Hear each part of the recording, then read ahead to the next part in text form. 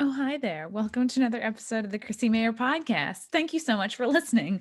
We are on iTunes, YouTube, Spotify, and SoundCloud. And if you're listening to us on iTunes right now, I say us, it's really just me. It's just me right now until I bring the guest on.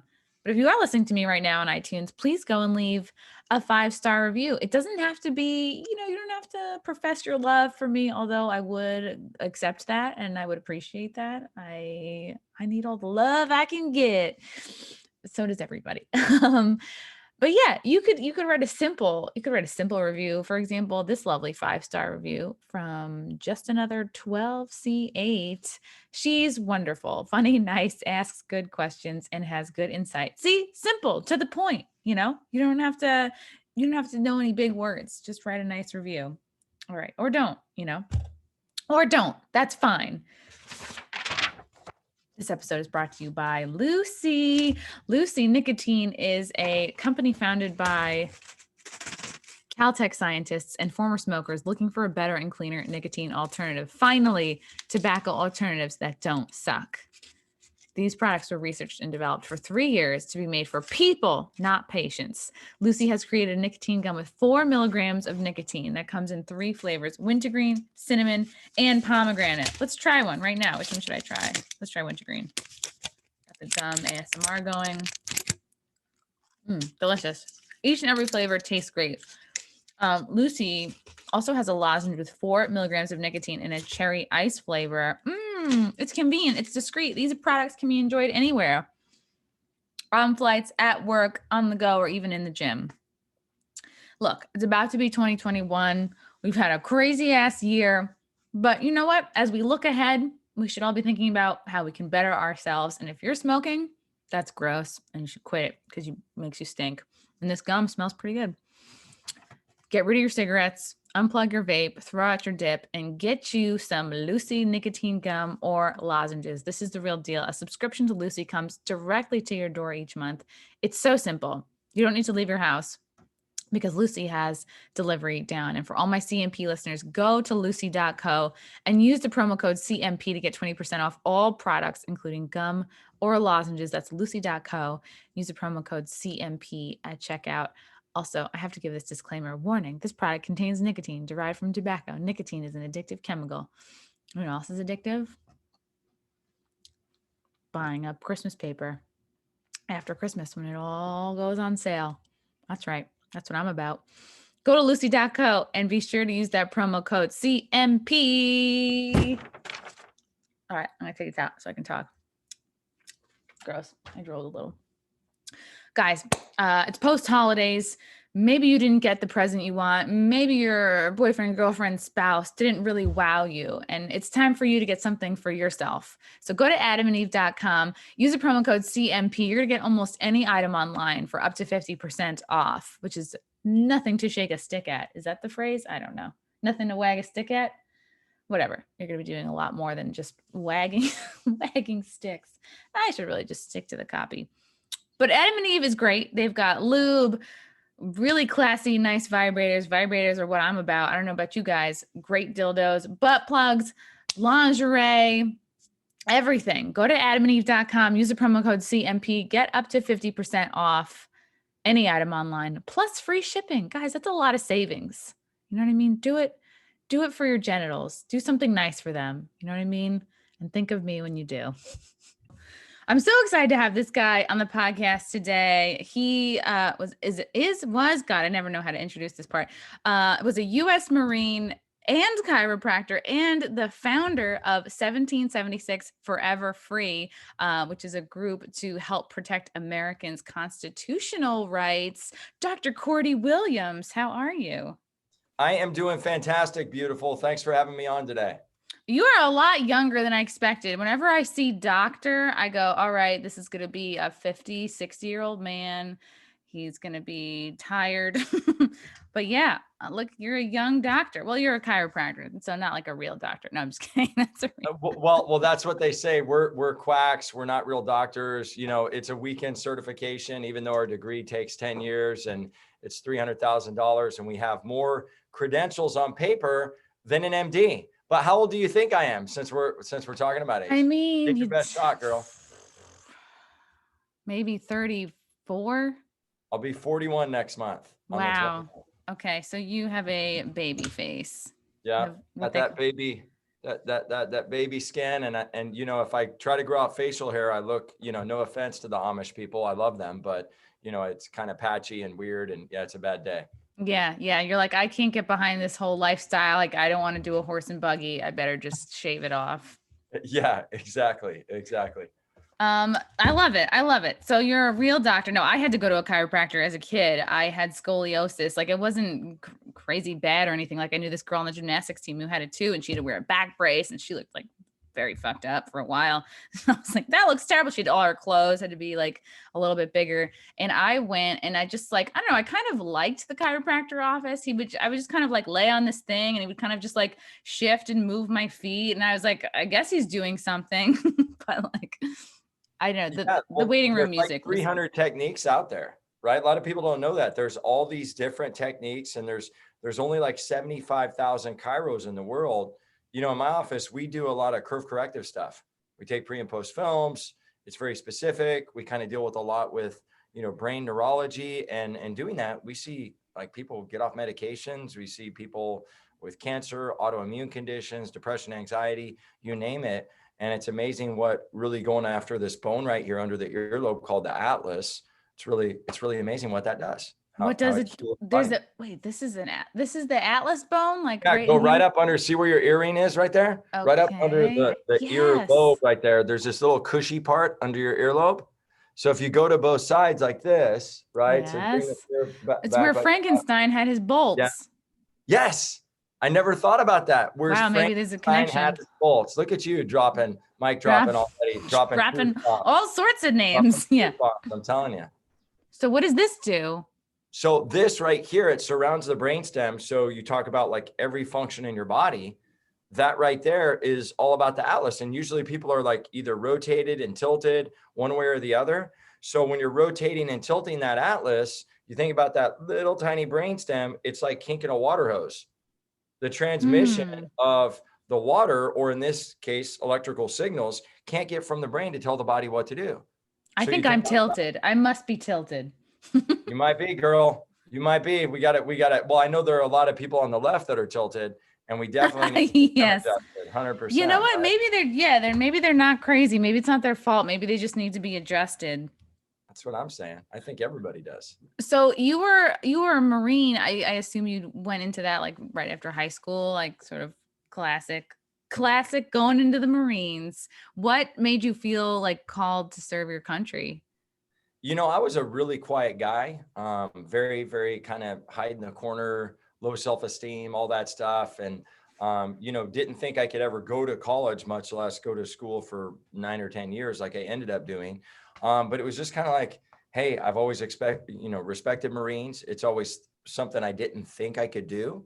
And I had a friend, the buddy program, the infamous buddy program. He's like, hey, I'm going to the Marine Corps. What are you doing? And it like wasn't ever on my list of something I thought I was capable of doing. And then because my friend was doing it and I'd heard about Marines, we'd worshiped them in my family for our entire life. They're pretty badass. Yeah. Yeah. Well, yeah. My brother and I, we'd gone to like our dad would take us to the USS Enterprise, USS Nimitz. And as you go on the gangway to board the bridge, as you go on the gangway to board the ship, right? Marines would always be in dress blues guarding the ship. And so we would look at him and we were like major hero worship. Right. And so, but it seemed like this unattainable thing. My friend at the time, Scott Patton, decides that he's going to do it. And he's like, hey, Cordie, you should come with me. And I see Scott doing it. I don't really have plans. I'm like, do I want to stay in my small town of 30,000 people and continue to go to keg parties that are out in the field and be that guy, right? That guy, the old guy that comes around, he's all creepy and he's trying to hit on like the 15-year-old girls. I thought that was Joe Biden. I'm sorry. The guy who comes up and he starts sniffing you and you're like, oh, hello, Joe. Yeah, you're like, what is that? Oh, it's the vice president. That's weird. It's Joe, right on time. Where did you grow up? Born in Alabama, Florence, Alabama, raised in Seattle, and then we moved back to Alabama. And now I'm married to a Long Island girl. A Long Island girl. My part, baby. New Hyde Park. New Hyde Park? We used to go Yeah. against they had a very good gymnastics team in high school. Okay. I went to Southside in Rockville Center and Okay. all right, Long Island. Okay. All right. I give it the Yeah. thumbs up. I love it. So that's why you have kind of you have an accent that I can't quite place because you've moved around a lot. Oh, yeah, I'm weird because my brother-in-law, every other word is bro. And his name is Bro. his name, and I'm gonna blow him up because I Blow don't 'em care. up. That's right. So Killian Breen is my brother-in-law, and he has What a this name. I mean, well, with a yeah, name like he's that, not Irish at all, is he? how could he There, not be a porn star with a name like that? Or like well, that's like a UFC fighter kind of name too. yeah, it kind of is the Mhm. Breen effect Or from Venice, Killian, the Killian California. part. You know? Yeah, I remember the whole WCW Steen thing when I was a little kid when they would introduce him from Venice Beach, California, weighing 225 pounds, right? And they do that whole thing, and that's what I think of when I think of Killian Breen, actually. I would hate to be a fighter of any kind. I'd be like, could you please not announce my weight? Thank you. I guess that's fine. I'd be 5 like, pounds, 5.2 pounds in your case. I'd be like, look, I've been a little backed up. I think it's probably 5 pounds less. No, I guess that's why I'm not a fight. I also hate hitting and being hit. So I think I would be taken out of that for sure. All right, cool. So you went to the Marines and how many years were you in for? 4 years. I went in, I stood on the yellow footprints, as they call it, in Parris Island, South Carolina, in 1998. Got out in 2002, and kind of messed around with a technique that I learned based on biomechanical realignment in the brain and all that, and ended up working in the National Football League and dabbled in some Wow. country music and found chiropractic, and yeah, here we are. Basically, that's the 2-second elevator speech. So you But didn't yeah. pigeonhole yourself. Yeah, Marines are badass. Like my high school diving coach, I was a springboard diver. My high school diving coach was a Marine. Yeah, his name was George Taylor III, GT3. Most like hardcore, like badass dude. He was like this little guy, but he just like constantly making me do like push-ups and crunches and stuff and like it Love really them already. instilled like such a work ethic. I mean, where is I would love to have that guy now, and he would have been great in quarantine. Just I need somebody like screaming into my ear to like do planks. Do you know what your ass looks like now? Maybe I'll hit him up. Maybe I'll call him. But yeah, so that's cool. Did you find as you were like serving as a Marine, like did it ignite sort of like this spark in you that you have now, or did it kind of come later through your maybe trips to DC or getting more involved, more interested in Well, politics? well, it's definitely the Marine Corps. It's kind of weird because the Marine Corps, it was like this slow evolution. And, looking back now and thinking about high school and then thinking about the transition, yeah, I think the transition for me kind of really stepping into manhood, and I didn't really see it, but my sister did, was going on a 48-mile, what they call hump or walk with, I'm listening. 60 to You 90 had me at pounds hump. Yeah. Well, they call it a hump. That's what they call it. Okay. I didn't make up the term. That's what they call it though. But you take a pack and you take 60 to 90 pounds of gear. And after 48 miles, for me, I had blood blisters. And then I remember when Where? they handed me the Eagle Globe and Anchor when I was done, and my blood blisters were like that thick. And they Ew. told me if I fell back in formation, that I'd start all over again. And I got through that, and it really made me feel like I could do pretty much anything that I we have a saying, pain is weakness leaving the body. Yeah. Right. And I wasn't an operator. But even every Marine is a rifleman. And there's a certain, ego that goes with being a Marine, of just not quitting, being unrelenting. And it's even more indoctrinated in, when you get on teams like, a SEAL team, or you get in recon or Army Rangers. But even in the Marine Corps, every rifleman, there's this mentality of like never quitting, always finding a solution, always persevering. And I just didn't have that growing up. My dad didn't instill that in me. And so, I was quiet for years. I've been outspoken in the chiropractic field about things that we agree and disagree with, but I've never been the one raising my hand and leading the charge. And when this scamdemic started, matter of fact, I was praying about it in March. I was praying for God to give me some type of legacy. Like I wanted to leave a legacy for my kids, beyond just what I'd already done with my life, and I was happy with my life, but I never thought it would come in the form of the most intelligent virus in the world or in epidemiological history, and in the form of this movement that Chris Lippy, the other founder of 1776, and I created. So tell me about so I think what sparked a lot of this was you did a speech May 1st in Sacramento. Was this kind of like when you first, I don't know, I hate using say like you blew up, but like people started to, get to know Yeah, you? no, I mean, I was on the map in the chiropractic space in certain pockets. I had just, a year before this video blew up, or 9 months before, I'd been involved in something called ChiroFest, and my business partner and I had launched something where we had introduced a technique that I created in the National Football League, and we had videos, and I spoke in front of like 1,000 doctors and stuff like that, and was essentially training the doctors, right? So I'd kind of blew up a little bit within the chiropractic space. And I was going to go after these videos. That's what I felt like, God, if you will, was kind of calling me to do. And, I prayed for the legacy in March. God shows up with this COVID scam. And then, my wife comes home one day and she's like, "Hey, babe, let's go protest. This is crazy." And, every day it's like, you can have 10 people, 5 people, 20 people. It's only going to be 2 weeks. I mean, you remember when Yeah. yeah. And that's how they got us, because we were all overworked. It was March. People in this country don't really take vacations. We don't really take 6 days. So take sick days. So hearing you get 2 weeks paid, like, hell yes, we all signed up for it. And then like, woo! We had no idea what it was going to lead to.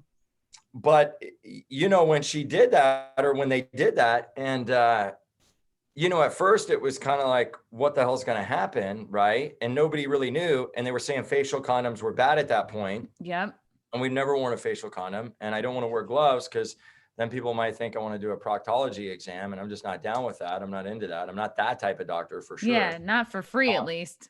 Yeah, yeah, exactly.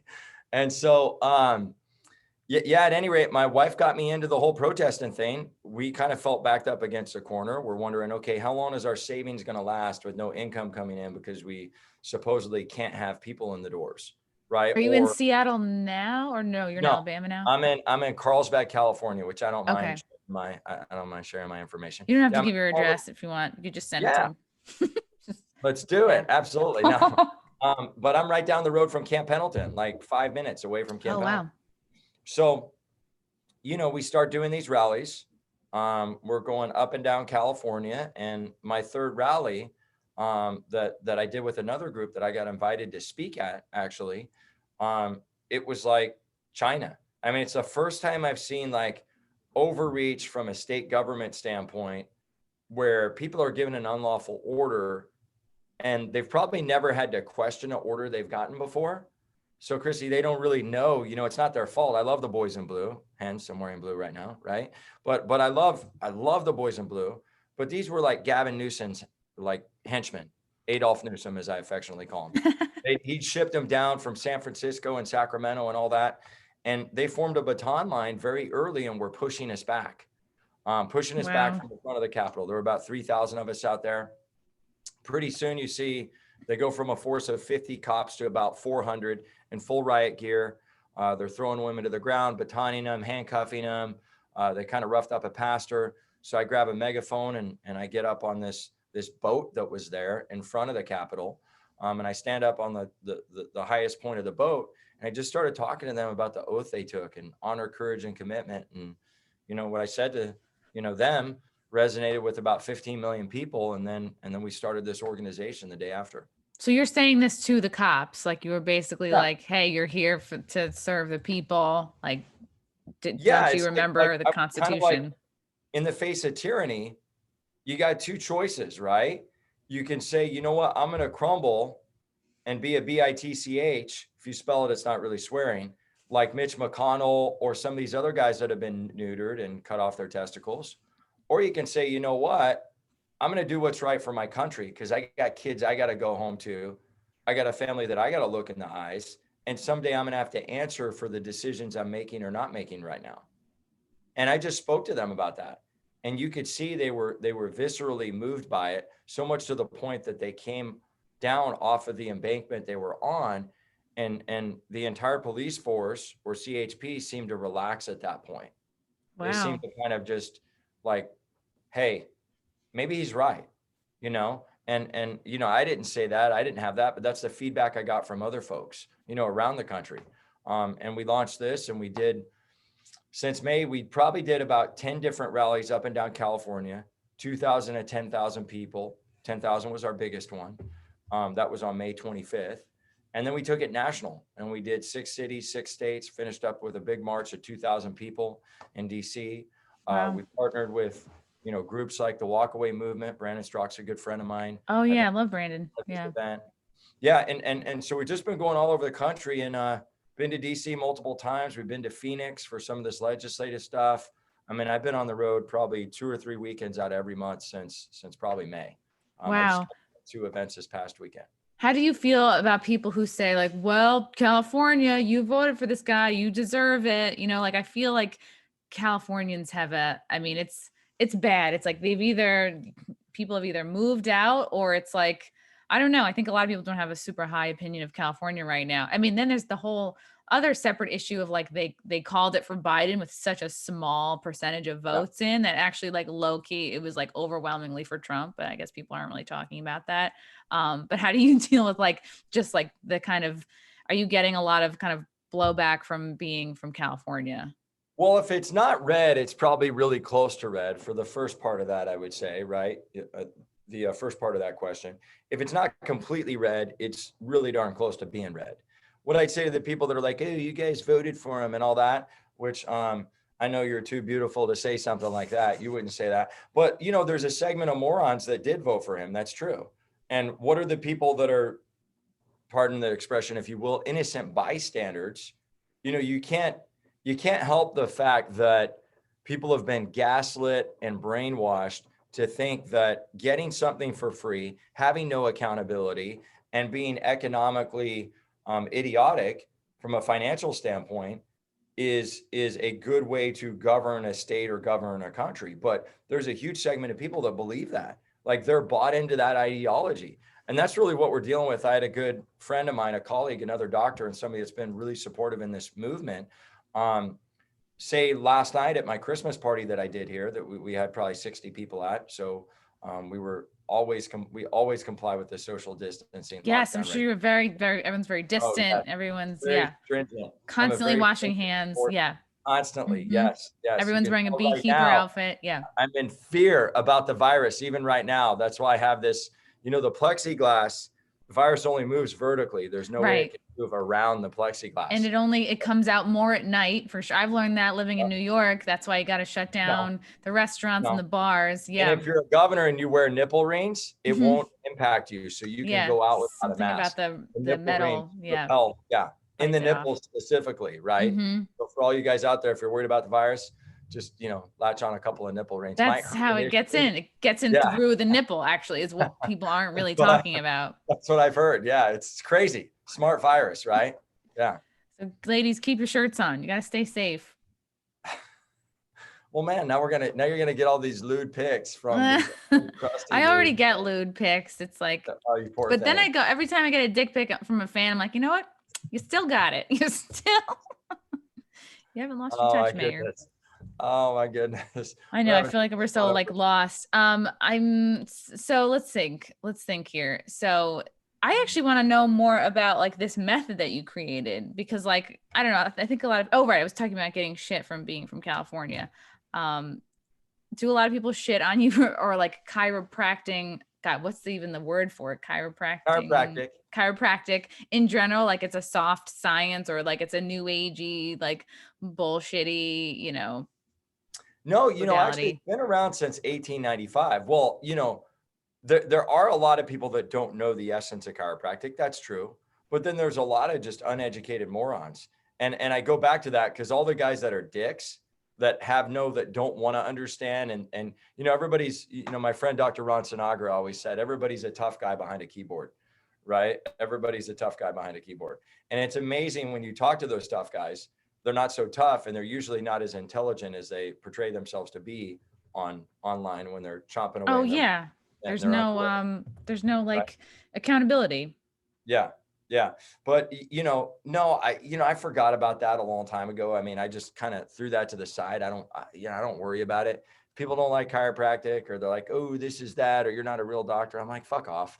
I mean, say that to the 10 years and the $300,000 of student loans, or say that to the crying mom that came in because her kid was autistic and now he's responding more, making eye contact with her for the first time in their entire life.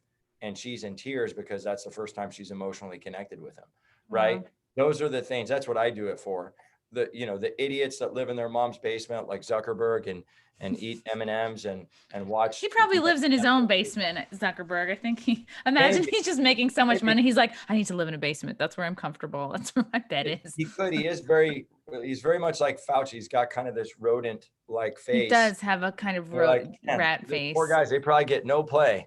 I feel bad for him. That's what it is. It's like this, not a whole generation, but it's like all these dudes, they're like, who was I talking? I was probably talking about this like with either my boyfriend Frank or somebody else. Like these are kind of essentially like beta dudes. Like you look at Zuck and you look at Bill Gates. It's like I want to like, I think I tweeted this, like I want to go back in time and like give Bill Gates a blowjob and maybe we wouldn't be in this position today. This is the stuff I think sure about. Your boyfriend likes that you just said that. If I could turn back time, if I could blow find Bill a Gates. way, I'd be blowing Bill Gates here to stay. Yeah, maybe it would be called Micro Hard now. Maybe oh boy. Oh my I'm goodness. gonna say We're having too much fun here, girl. edit that part out for sure. So so how did you so your wife was the kind of like main motivator into starting to like go to these protests. So how did you you went from you're up on a boat with a megaphone, you're now known as like the Megaphone Marine. How did that translate to founding 1776? Well, I just thought that we were getting a lot of people that, and I mean, we still do, that we're looking for leadership and solutions, right? And they wanted somebody that, well, it appears to me and still does today, they wanted somebody that's brash and going to kind of tell it how it is. And from what I can see, there's a lot of groups doing great things, but I don't think there's the mix that, and I'm not trying to one up anybody, I'm not being that guy, but it's kind of like, there's not that mix of like a Marine-esque kind of mentality of like, hey, you screw with us, we're going to punch you in the face. Certainly, I believe our president has that. And that's why I love the guy, right? 100%. And that's a very East Coast, New York feel to it, in my opinion. If you're not in the Marine Corps, you could just be from New York or Jersey. That's why most of my friends are from New York or Jersey. And they're just very candid. They're just like, hey, here's the way it is. You F with me, you F with my family, we're going to find you in the ocean somewhere, right? And so that type of mentality, people are tired of these polished politicians like Adolf Newsom. And they're in a nice suit and they just bullshit you with their raspy voice. Yep. They want somebody that's going to tell them, I got your back. I'm going to fight for you and it's going to be okay. And so we just kind of saw that. And we also saw how there weren't any groups talking about the Constitution and bringing people together. Because what are the staunch, hard right, swamp creature Republicans known for? Well, if you're not a Christian, you're going to hell. If you're not this way, right? Everybody's exempt in the old kind of Republican platform, if you will, right? And I call myself a patriot or constitutionalist because I don't care who you sleep with. I don't care who you go home with. If you're about red, white, and blue, and you're about our country winning, I don't give a shit. The rest of it is a moot point. And so we wanted to bring those people together. So, I mean, honestly, Chrissie, as a group, we'll have the most hardcore redneck veterans. And I don't talk like a redneck, but I am. I got a red truck. I'm wearing cowboy boots right now, all that stuff, right? Like you're halfway there, really. I mean, it just 100%. I'm already there. All I need is a chew. Only I'm a little more sophisticated and I do a cigar. And you right? you just said you did country music. You're already there. Well, okay. See, I didn't know by a New York girl's standard what I would need to pass that threshold. If you have a song about your truck, yeah. I don't have a song about my truck, but all I play is George Strait. So there you go. You're right there. There you go, girl. And I got 2 cowboy hats at home. So maybe, and I'm wearing a buckle right now. So that's there. I'm there. Okay. You're in denial. So I want to make sure I meet it. I'm in denial about it. You're not that. I don't know if you're there yet. You're in denial about being a redneck. So, but we can appeal to that group, but we can appeal to those urban folks. We can appeal to those folks that, Maybe they like women and they're a woman. Maybe they're a dude and they like a dude. Like, I don't give a shit. Some of my best friends are gay. For And me, it like, depends just how much I have to drink. Honestly, that's really all it really. oh my God, You know, I'm I love it, always girl. just 2 drinks away from Oh my God, hanging you are so out. much fun. You're so much fun. See, Kristen didn't warn me, man. What the heck? I love it Oh, though. I'm she glad should I have. didn't get any warning because we're having more fun that way. But so we've kind of brought all these people together and really tried to be that narrative of like, hey, here's what we can unite on. It's not about blue. It's not about red. It's not about sleepy, creepy, hair sniffing Joe. Or as my 4-year-old says, it's not about Trumpy. What it is about Oh, is, yeah, he calls him Trumpy. He goes, Daddy, Trumpy's amazing. I'm like, well, little Cordie's 4. I'm like, why is Trumpy amazing? I agree, but why is he amazing? He goes, because he opens everything up and he needs to take Adolf Newsom and tape him to a garbage can and I wonder throw him, where he got that from. throw him in the garbage can. I don't know. I don't know how he figured that one out, but something good's happening in that house for sure. Aw, yeah. But yeah, so it's like there's no longer like red and blue. It's really just like, are you for America or are you against it? And that's why some of these old school Republicans, in my opinion, that's why we've been losing elections until Donald Trump ratified and completely changed the Republican Party. Now Republicans can no longer stick their head up their butt. I mean, Mitch McConnell's still trying. People like Mitt Romney are still trying, total losers. And hopefully their ass is going to get primaried. I pray to God, we're going to try to primary all of them if we can. I like that it's a verb now. You're gonna get primaried. Primary, hashtag primary, mother You're effer. gonna get primaried. It's so interesting because like the classic like politician, like you have to be kind of a narcissist to even get into politics. And like there's some people who think Trump is a huge narcissist or whatever, but it's like he's bringing that different element. He was already kind of like a reality star. He was already like a known personality, so he didn't need to bring like extra celebrities into his Yeah. rallies or whatever. Like people already knew him. I'd be like, all right, yeah, he was on Home Alone. That's good enough for me. um, but I really do think he does, you know, he's not the perfect guy. He's not the perfect president. I really do feel like he's most represented the people of any president I've known of in my lifetime for sure. And I think he is really like, and I hadn't gone to a rally or anything like that. Like I think November was my very first one. And I think I had a preconceived notion of like the MAGA people and what it was going to be like. And I was so blown away. I was like, it's like I just like sobered up. I'm like, oh, I was in the middle of this huge crowd. We're like gathered by the Supreme Court, whatever. I didn't feel like unsafe. I didn't feel like I was about to get like beat up. And I was like, I realized a couple things. I'm like, oh, MAGA is like all about love. This like new sort of populist of the people movement. I'm like, I just feel love from everybody around me. I don't feel like anything bad's going to happen. The only time I felt like a little bit nervous would be like when we walked by like a couple of Antifa people, but they only really like came out at night. Like they kind of didn't have the balls to like really show up during the day much. Total weak sisters, as we call them in the Marine Corps. Yeah. Yeah. So it was like very much all about love and like, you know, brotherhood, sisterhood. And I noticed the most out, and I was doing live streams and talking to people, doing interviews. The people who were most enthusiastic and wanting to talk to me were people from other countries, people who were like, yeah, my mom's from Cuba, or like, I'm from this country. And like, they were like, look, we are headed on a really terrible path. And they were the most outspoken about it because they had kind of lived through it, or somebody in their family had really like lived through like real communism or real socialism, and they can see all the like the telltale signs. And some of them were even like, no, I have to talk to you, like I don't care how many followers you have. And I was just like, wow, it's really something. And I feel like it's gonna, whatever, like however the election shakes out, I think that this movement, that this spirit of like of this group, whatever you want to call it, is not going away anytime soon. Well, I think he woke up we the people, because the narrative for a long time, or at least in most of my life, has been, you know, we work for the federal government, when in actuality, we're the employer and they're the serf. We forget about that. Yeah. 100% we do, right? Like we employ them. And I think he woke them up to not take SHIT anymore. And I do think he's going to win on January 6th. And people think I'm crazy for saying this, but if it goes the other way, I'm going to put up my ring fingers right? These are my ring fingers. I Oh, really right. hope he does that. And I hope I hope he has 20 fire teams of Marines surrounding the White House, and we get down and dirty. Because honestly, and that takes a big set of testicles, which he already needs about 2 wheelbarrows anyways to help him out with carrying those things, right? In my opinion.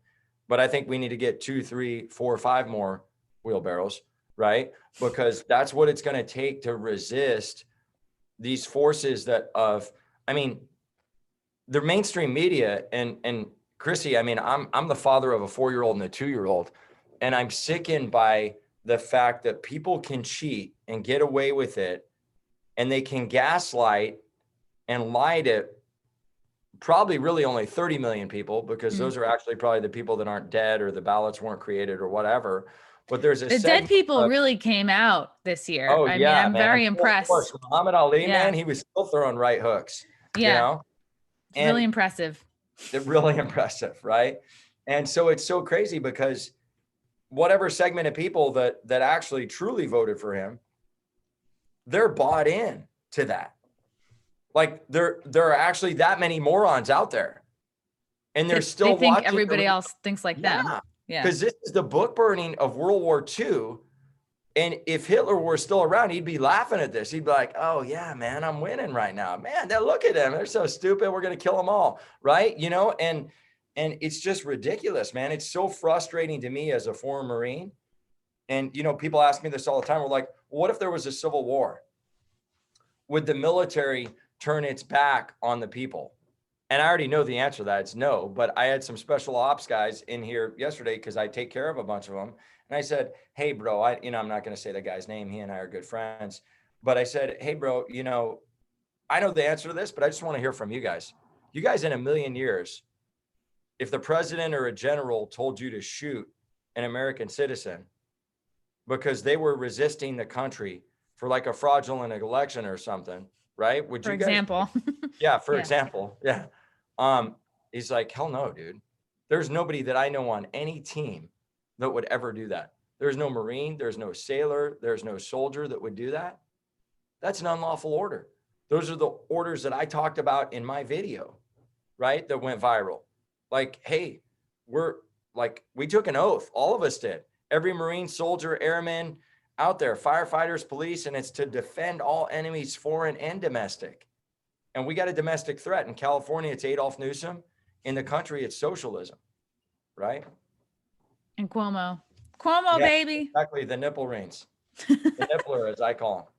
I got my little Cuomo like window cling, so he can like, you know, he's always watching you. He's always counting how many people are in your house. How do you think being a Marine like has affected you, like in this organization that you founded, but also just like your life in general? How has it like helped to steer you? When people are idiots and somebody tells me I have to follow a moronic rule, I say, can I cuss on this show? Yes, cuss away. I tell them to fuck off, right? Like I really don't care. From the beginning, my friends, some of them are, we're gloving up because we want to make people feel safe, and we're doing that, and we're putting on our facial condoms, and we're going to make our office a war zone, even though we know the immune system, it's supposed to be like even schools out there, chiropractic schools that were founded in some of them, you know, chiropractic was founded in 1895. They were the guys getting thrown in jail for working on people when the American Medical Association was starting to shut them down. So these guys used to be rebels. And now you have guys that are complete pussies, cut off their balls and their penis. Right now I'm on a roll here. They cut it all off. They're castrated, right? So they were trying to do a gender change without even trying. It's the low budget way. Yeah. The low budget way. They just said, I'm not going to be a man anymore, right? I'm going to like totally put my head up my butt. And, you know, they caved, and some of these schools are masking and doing temperature checks. And I'm like, you might as well just neuter yourself. And there's a lot of doctors out there doing that in their office. Wow. And, you know, I say this and people are like, oh, well, I just want to be nice and I want to make people comfortable. Fuck that. What about the people at Arlington? What about the people at the Vietnam Memorial? How fucking comfortable is their family now? What about their kids? What about their grandparents? What about the Christmases they never had? What about the birth they never saw? And that's what's at stake. And it fucking makes me so angry because that's what people don't understand. This is not, I'm just going to wear a mask and I'm going to fuck around and I'm going to acquiesce all the time, because every time you acquiesce, you're moving us closer to socialism, because you're part of the problem. Each individual has a responsibility to the souls that are 6 feet under to be a stand for them like they were a stand for us. And that's why I started hashtag Soul 6 Feet Under initiative, where I want people to put these stories out and send them in to my assistant. We put them out on the website. We're raising money that way, because what we want to do is constantly put that resolve in people out there to fight for what's not right. We've got to fight for our country. And so, like, my solutions are always learn your Constitution. If I'm a Jesus guy, right? I should have the shirt that says I'm a Christian, but I cuss a lot. But like, your roadmap to Jesus is the Bible. Your roadmap to freedom is the Constitution. And 9 out of 10 people don't know a fucking thing about the Constitution. I'm probably right? My one of them. 4-year-old probably forgot more than they know. Wow. Right. And so I got this guy, Doug Gibbs, American Heritage Foundation. He's teaching the classes. Solution number 2, people need to learn how to use a handgun and a rifle, and they need to start thinking about what office they're going to run for. Okay. Because 165 vacant seats were in San Diego County, where Marxist, socialist, anti-Americans, they used to be called Democrats, walked into office unopposed. Who's going to contest that? Why not you, Chrissy? Why not me? If we could get on a board of education. I don't know. I don't look good in pantsuits. You don't have to wear a pantsuit, girl. Right. Change it up, man. Okay, fine. Change up. You want to get all the guys on the city council to agree with you, just wear a really short skirt. Done. Okay, Chrissy, you're right. We're going to pass it. Right. Mm-hmm. And then, if hell, I'll wear a short skirt. That's what we got to do. Man. I'm serious. Yeah. I'm serious. This is about our kids. I've swallowed all of mine so far, but I feel you. I know what you're saying. What do you say to the person who thinks that, like, well, if it's just another month of this, or someone who's truly convinced that, like, there is a certain amount of like obedience that's going to lead us out of it? Like, I do feel like there's still such a small group of people. Who knows? They're probably not that small, but they think, oh, well, if I just keep behaving, then that's going to be my way out of this. How what would you say to them? Those are the ashes at Auschwitz. That's what I'd say to them. Yeah. Right. Those are the people. Right. And I'm not going to say, and I've got lots of Jewish friends, so I don't mean that to be, mean or anti-Semitic or anything like that. I'm just saying that there are a portion of those people that they did go against their will, and they stood up for their family. But there's a portion that they bought into the lies, and they bought into the false propaganda. And even while the books were being burned and they were doing all this censorship, very similar to what's happening now. Because through the censorship and the compliance and the beta test of the facial condom, now I know that you're going to do what I tell you to do, and you're not going to resist. The election's another beta test. They're not going to give a fuck. They're not going to do anything. What are they going to do? And that's why I think donating your time and your money to organizations like mine and getting out to the rallies, people are like, rallies are useless. No, they're fucking not. Rallies keep people excited, engaged, and they give you the ability to mobilize people. And that's what politicians listen to. You can buy cool 1,000 shirts. Pissed off people, 1 million fucking pissed off people in one area. Because we're nice right now. There's going to be a point where we're not nice anymore. And I'm not inciting violence, but I am inciting, hey, you're going to do what the fuck we told you to do because we elected you. And if not, we're going to be outside your house honking horns. You'll be trying to take a shit, and we're going to make sure that you're constipated. And I'm going to be watching. Yeah, exactly. Well, Sleepy Joe will probably be watching because he's a fucking weirdo that way. Because he's a creep. Yeah. Creepy Sleepy. Creepy and sleepy. Did you see the guy at the last rally? God, was it? I think it was 2 weeks ago. He had like a cardboard cutout around him, like of Joe Biden, like, and it looked like he was like sniffing, but it was just like a cardboard cutout, like stuck to him. It was brilliant, and he was like, "I sell these on my website," and I didn't get his name, but I did take a picture with him. Now I'm looking. I love that. I have to get. I wonder how much the cutouts are. I have to get one of those. I think he I'd said love they to have were... one of those for DC. Oh man. Okay, here it is. Okay. Yeah, that was him. I forget his name, but doesn't that look like it's really him? Yeah, it totally does. It totally. That's what's so great about the rallies. Like you meet the coolest people Yeah, and you like the really most do. You interesting really do. personalities. So yes, what's happening on January 6th? Well, on January 6th, the president has called everybody to DC again. Praise God. And there's all these different groups doing different events. 1776 Forever Free is going to be part of an event with Anna Kate, Yeah. Pastor Greg Locke, Pastor Brian Gibson, Matt Couch. We've all kind of come together and there's no one official sponsor, just a bunch of people coming together. And a host of other speakers. Good chance Roger Stone's going to be on stage with all of us, and a host of Love other Raj. Great guy. pastors like Pastor Dave. Yeah. And then some surprise ones that we're not going to release out of the hat. The rabbit will not get out of the hat until later. Myself, Secret. of course. So yeah, so it's going to be really cool. So there'll be some day events, right? Like that kind of 12 to 3 time frame, but we're going to do a rally to revival concept from 6 to 9 p.m. On the 6th, which is different than what we've done in the past. So really trying to call people, towards their spiritual entity, call people towards unity, love. And even if you're not a Christian, I encourage you to come to both of them, man. Because anytime you can kind of get more spiritually balanced, even if you're not like a Jesus person, Yeah, you feel good. Want to be in more love. Yeah, exactly. Like unity is so important. And we're never going to unify on the politics. I think what we always can unify on is what we want for our kids. That's the unifying message. Like, and if you don't have kids, what do you want for your niece and nephew? How do you want somebody else's kids to be able to grow up? Like, where do you want society to go? And instead of division, I think that unity, spiritual love message, the Bible talks about that in the book of Matthew. I think it's so important. So why has Trump, for people who don't know, like why has Trump called everybody to come down to DC? Like, is there anything special about that day, or just? Yeah, I'm glad you asked, Miss Chrissie. Let me tell you, I can't wait.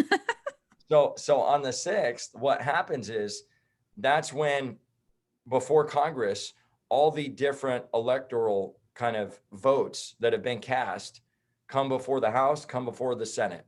And this is what I mean about, like, I didn't even know this, and I'm going to call and get clarity about it, because this is how, I don't want to say confusing our process is, but there's a lot of different what ifs that are in the constitutional, like electing a president, electing different members of the House. And there's all these kind of side stipulations in the process that the average American doesn't understand.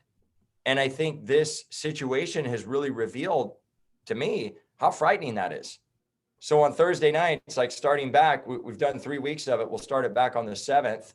So the day after the rally, you can go to 1776foreverfree.com and you can register for a constitutional class with Doug Gibbs. It's an hour. You can Zoom in. It's $10. Oh, wow. I should do that. I don't know shit. Yeah.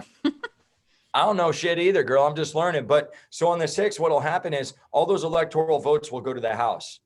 At that point, the House has an opportunity to say, hey, we approve all these or we don't.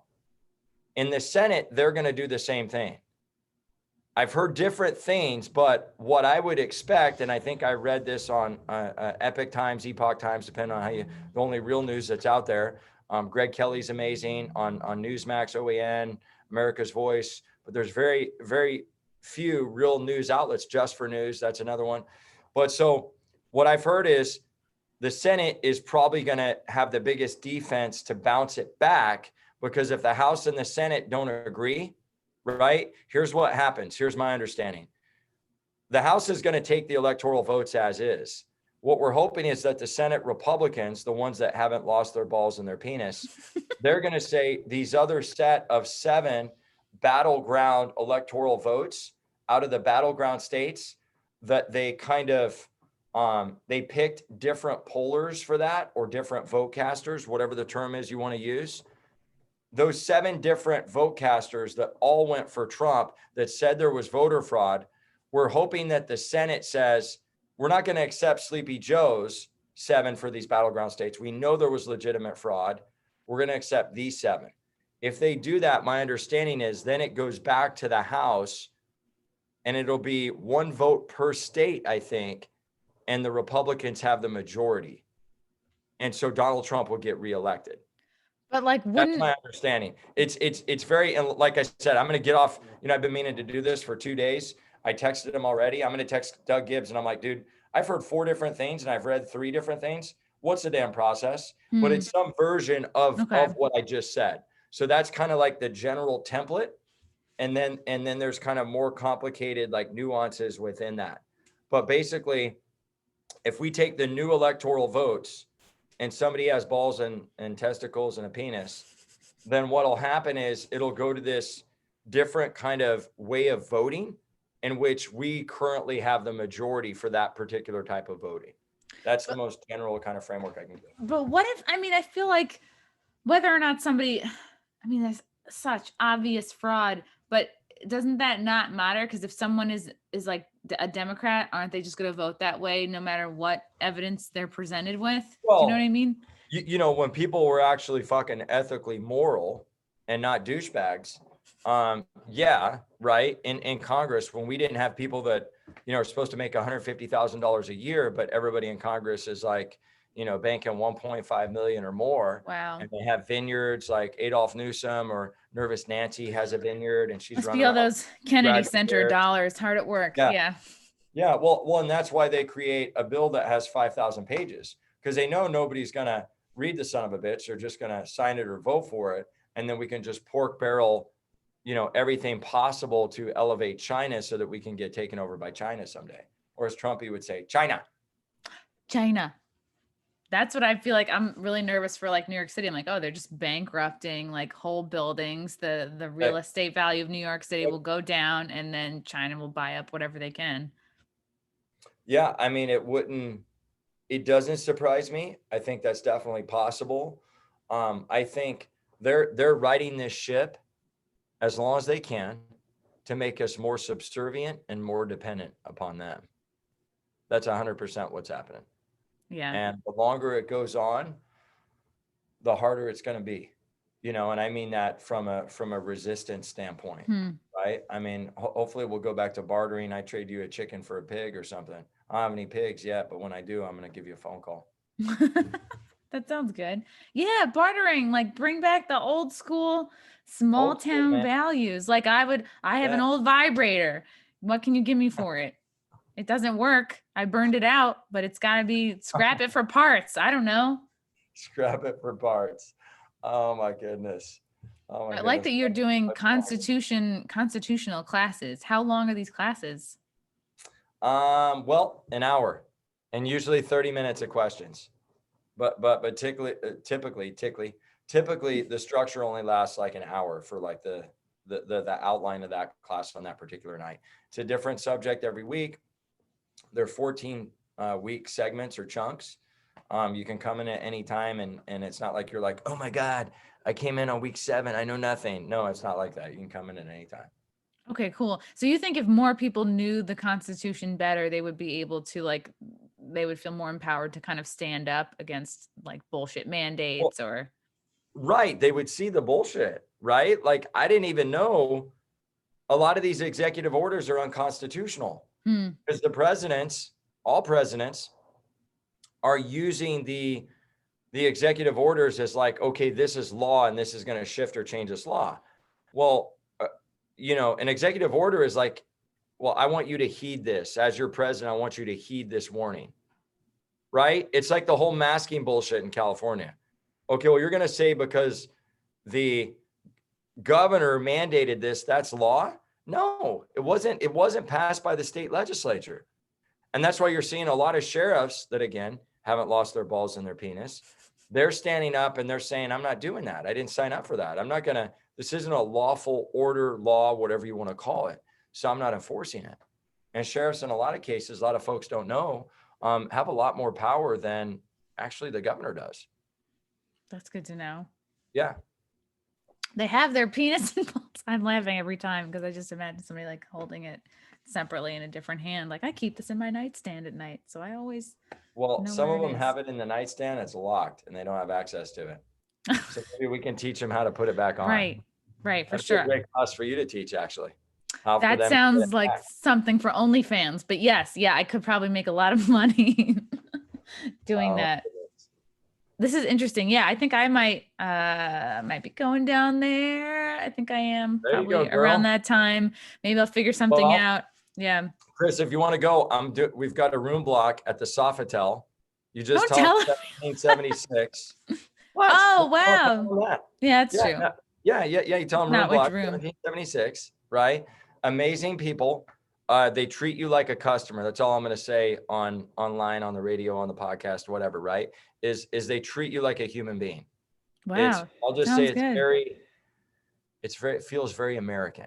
That's all I'll say. Mm, And then offline, I can give you more specifics of what that means. And they make great smoked old fashions. Guy named Marlo. really? Yeah, big sweetheart. And they let you smoke a tasty outside, which is a cigar.